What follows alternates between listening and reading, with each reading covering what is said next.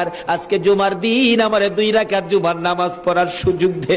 ও নবীর উম্মতেরা, নবীর আশিকেরা, হুসাইনের আশিকেরা গো, এই 2 রাকাত নামাজ জুমার নামাজ ছাইরো না, আমার নবীর শাফায়াত নসিব হবে না।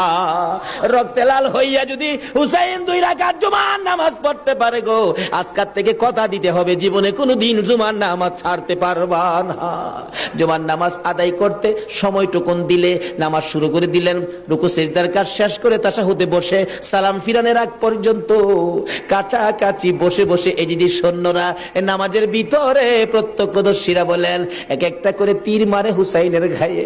ডান দিক দিয়ে যদি তীরটা মারতো, বাম দিক দিয়ে বেরিয়ে যাইতো, সামনে দিয়া মারলে পিছন দিয়া বেরিয়ে যায়, এই কিসিমের তীর গো নামাজের ভিতরে 72টা তীর লাগাইছে।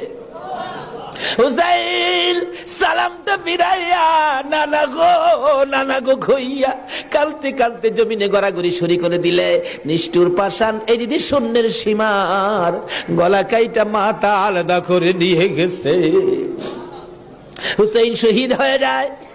ওদিকে দিয়ে ডাকতেছে। মুহররমের 10 তারিখ সন্ধ্যা যখন হয়ে গেল, উম্মে সালমা বলেন